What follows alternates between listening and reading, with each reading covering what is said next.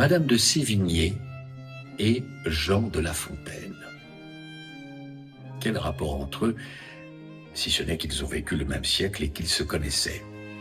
Les lettres de Sévigné ne sont pas qu'un recueil de potins mondains de la cour de Versailles. Ils ont la même sagesse et la même profondeur que l'on retrouve dans les fables de La Fontaine. J'ai d'ailleurs lu quelque part que Madame de Sévigné aurait conseillé à Jean de La Fontaine de se détourner de ses contes licencieux pour se consacrer à autre chose. Et cette autre chose fut les fables.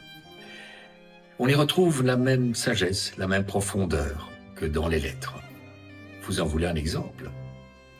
Lisons le madrigal de Madame de Sévigné.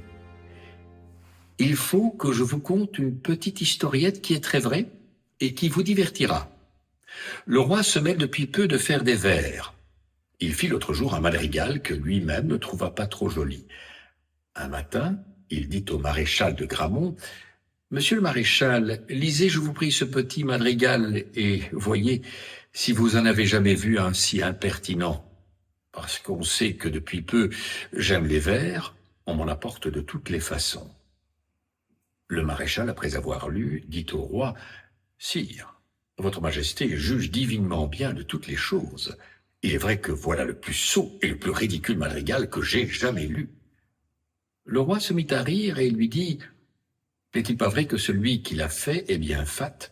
Sire, il n'y a pas moyen de lui donner un autre nom. »« Oh, bien, dit le roi, je suis ravi que vous m'en ayez parlé si bonnement, c'est moi qui l'ai fait. »« Oh, sire, quelle trahison! Que votre majesté me le rende, je l'ai lu brusquement. »« Non, monsieur le maréchal, les premiers sentiments sont toujours les plus naturels. » Le roi a fort ri de cette folie, et tout le monde trouve que voilà la plus cruelle petite chose que l'on puisse faire à un vieux courtisan. Pour moi, qui aime toujours à faire des réflexions, je voudrais que le roi en fît là-dessus et qu'il jugeât par là combien il est loin de connaître jamais la vérité.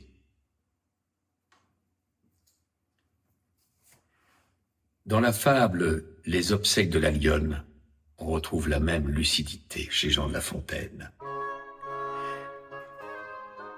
La femme du lion mourut.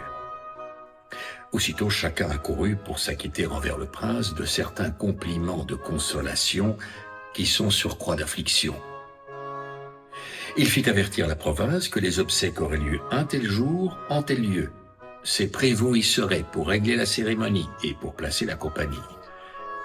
Jugez si chacun s'y trouva. Le prince au cri s'abandonna et tout son antre en raisonna, les lions n'ont point d'autre temple. On entendit à son exemple rugir en leur patois, messieurs les courtisans.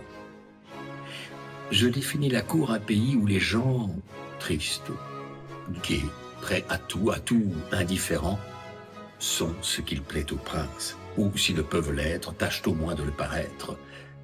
Peuple caméléon, peuple singe du maître, on dirait qu'un esprit anime 1000 corps. C'est bien là que les gens sont de simples ressorts. Pour revenir à notre affaire, le cerf ne pleura point. Comment eût-il pu faire? Cette mort le vengeait. La reine avait jadis étranglé sa femme et son fils. Bref, il ne pleura point.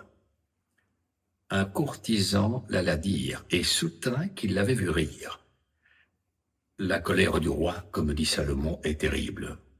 Surtout celle du roi lion, mais ce cerf n'avait pas accoutumé de lire. Le monarque lui dit: « Chétif hôte des bois, tu ris, tu ne suis point ces gémissantes voix. Nous n'appliquerons point à tes membres profanes nos sacrés ongles. Venez, loups, vengez la reine, immolez tous ce traître à ses augustes mânes. » Le cerf reprit alors: « Sire, le temps des pleurs est passé. La douleur est ici superflue. Votre digne moitié, couchée entre les fleurs, tout près d'ici m'est apparue, et je l'ai d'abord reconnue.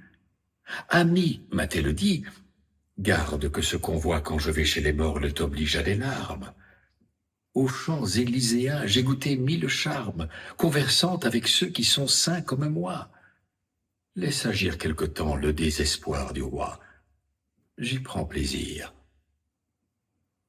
À peine on eut ouï la chose, qu'on se mit à crier « Miracle! Apothéose !»